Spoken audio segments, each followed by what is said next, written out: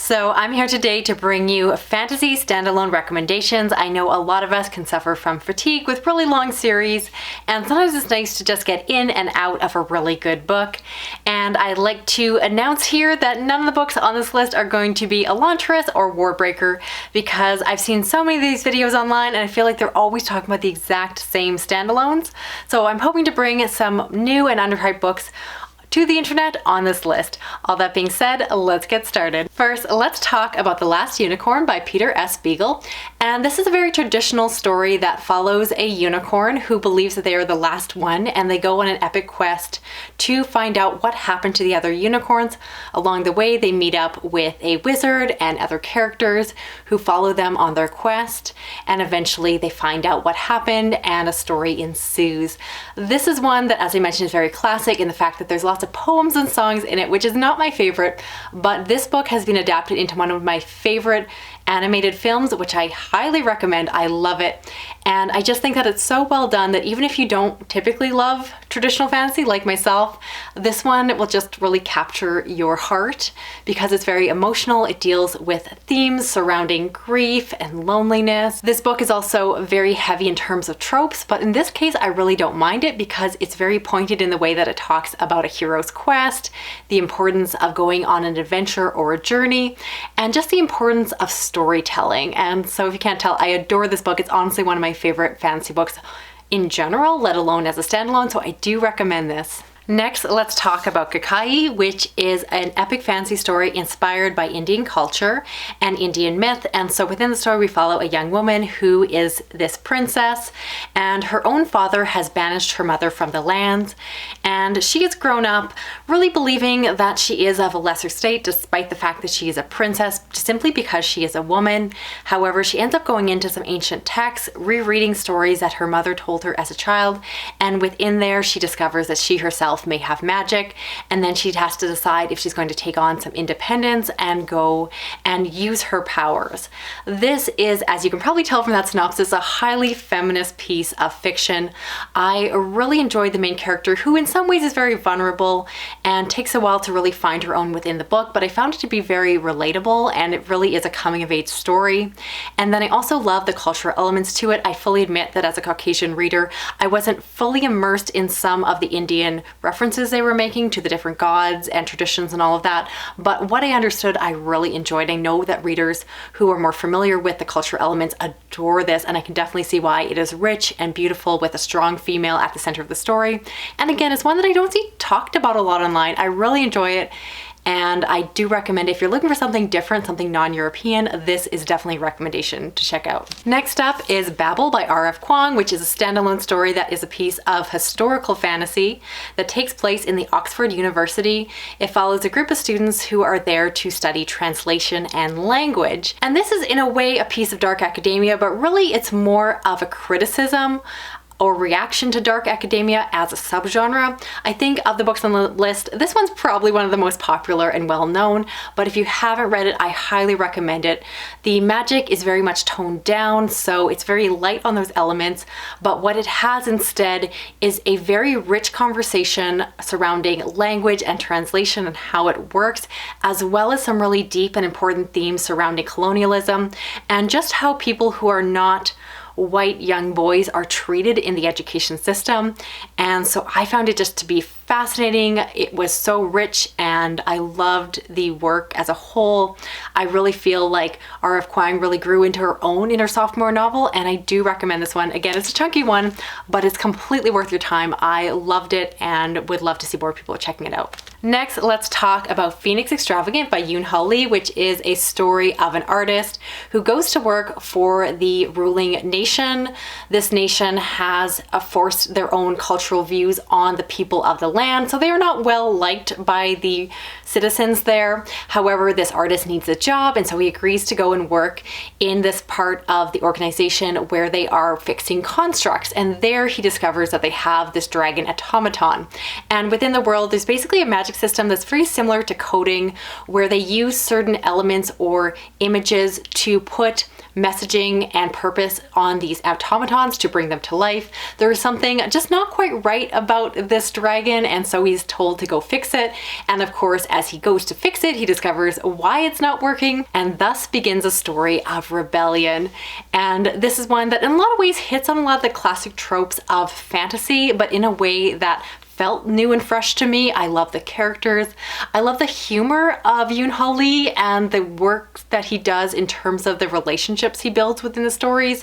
I've come to love his science fiction, and I do love his fantasy as well. So I think this one's fantastic, and I would love again to see more people reading it because I can't stop gushing about it online. Next, let's talk about Shadow of the Short Days, which is a piece of urban Icelandic fantasy that takes place in this alternative city where there are different creatures that live. There are different points of view told throughout the story, one being a student who's going to university to learn the magic. However, he does not want to follow the rules, and then we follow other individuals who are rebelling against the government. You find out that certain creatures are considered to be lower class, and so within the society there are those that want to change or break the system, hence the rebellion. What I really like is the way the magic is woven into the world, where different forms of artistry, even things like graffiti, are used to imbue magic onto different items and bring things to life. It's so creative, it's so weird, and it definitely gets dark and a little bit horror at the end, which you know I always like. And so this one I adore. I want to say that it's underhyped, but I know for those of you that already follow my channel, you've heard me gush about this book again and again for good reason. So this is my reminder again, if you haven't read it, here's your chance. It's a fantastic book. I should mention that does have a companion sequel, but that book follows completely different characters. It's really its own story. So in my mind, this one still works as a standalone because you don't need to continue on, and it just serves as its own story in itself. Next up is Predo Street Station by China Miéville, and this is a piece of urban weird fantasy that has elements of horror and science fiction, so it definitely is a genre bender. But in the story, it's set in this gritty, dark city where we follow this scientist named Isaac who is doing these unusual experiments, and those experiments take a turn within the story. It's one that I want to tell you very little of the plot because it's so much more fun to discover for yourself. It is weird and unusual and very representative of China Miéville. He has a certain writing style which is very verbose, but I think it works very well in this book because it has a great feeling of atmosphere. You really get a feeling for how gritty and dirty the city is, which makes it so much fun. There are non-human characters, and it's just very unexpected. It really again subverts the tropes. It doesn't really lean into anything that I could predict or knew what was going to happen next. Instead, you just kind of go along for the ride. And like the other books on this list, this one does have companion stories that go along with it, but each is their own, so you do not need to read the Scar in order to enjoy this one. You can just read this and get the whole story because the companion novels really do pick up in different places. They're set in the same world, but they're entirely different otherwise. Next is Master of Poisons by Andrea Hairston, and this is an epic fantasy story inspired loosely by different African cultures. Within the story, we follow a few perspectives, one being this man who has been exiled. However, he still wants to help his city out because they are losing water. There is just no drinkable water where they live, so he's going off to change that. And we also follow a woman who has magical abilities and is looking to shake up the system. Together, their plots come together, and the story, of course, goes from there. This is one I just really enjoyed. I found the world building to be very rich and lush. It ever so slightly reminded me of N.K. Jemisin's work, which is always high praise from me. I just really enjoy the fact that you kind of get to know the characters and the world very organically rather than having parts where the characters are info dumping how everything works. Instead, I just really enjoyed going along for the ride. I found the characters to be enjoyable and well fleshed out and dynamic. So I just really appreciate a book like this that, even though it is a standalone, is able to pack so much into a small package and deliver such a rich world in such a short number of pages. Highly recommend this one. Next up is The Priory of the Orange Tree by Samantha Shannon, and this is a sapphic epic fantasy series that essentially follows the basic setup where there is a dark evil entity that is trying to come back to the world, so the characters have to gather together certain objects in order to stop that from happening. It's a plot I've read before, but yet in this form it felt very new and fresh again. I love the character work. I really enjoyed the world building, which, like other books, is more organic, where we are slowly piecing together how everything works rather than having everything immediately explained on page one. And I enjoyed that slow reveal. I thought, again, the characters are rich. I like their dynamics, and this book does have dragons and seafaring. So some of my favorite parts of fantasy stories all wrapped in one. And this book gets a lot of love on BookTube, so you've probably heard about it before, but I do think it's worth the hype. It was very enjoyable, and I get why everyone loves it so much. Then we have The Ocean at the End of the Lane, which is a piece of magical realism fantasy that follows a man who is returning back to his childhood town for a funeral, and while he is there, it brings up memories he has long forgotten of his childhood, specifically the relationship he formed with his neighbor Letty and the adventures that they went on. This book is definitely inspirational of a fairy tale, and I love the way that it's told from an adult perspective who is looking back on their childhood, because of course with that framing there's always a question about whether or not what they're remembering is true or if it's simply the imagination of a child. I think this book is incredibly clever and really well done. I do think that magical realism tends to be easier to find in a standalone format, but this is definitely one of my favorites. If you have other favorites, definitely leave your recommendations down below, because I'd love to read more magical realism. It's just something I don't read enough of. And finally, we have The Seven Deaths of an Empire by G.R. Matthews.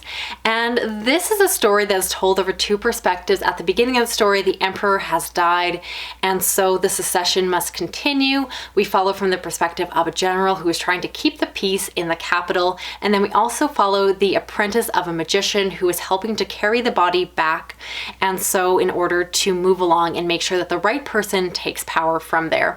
This I describe as a story told loosely in the vein of something like A Song of Ice and Fire, because it really is a Game of Thrones. You have different characters who are trying to take advantage of the fact that the emperor is gone, and so there's a chance to get into power if they can position themselves properly. So this story is filled with political maneuvering and intrigue, and you don't know who to trust, who to believe, and there are so many conversations sitting around as characters are cutthroat and making horrible decisions. I thought this book had a great ending. I really enjoyed it, and I'm hesitant to put this book on the list because I'm convinced that as soon as I film and post this video, someone is going to announce that this book is going to get a sequel, because while it definitely works as a standalone, I feel like it is too good not to keep going, and I kind of want more. So hopefully this video doesn't become outdated soon enough, but I really do enjoy this one, and I think it's one of the best lesser known fantasy standalones out there, and 100% worth your time. I love it so much, I really want to reread it. So that's it for this video here. I'd love to know of the books I talked about, which ones are you planning on checking out for yourself?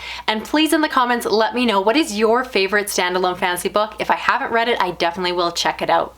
If you're new to my channel, I do read a lot of fantasy as well as science fiction, horror, thrillers, and other dark fiction. And if you want to help me out with this video here, you can share it around with friends online, you can give it a thumbs up, you can drop a comment, even if it's just an emoji like a dragon, and if you want to hit that little notification bell, you'll never miss a video from me. Thanks so much for watching. I'll talk to you again soon. Okay, bye bye.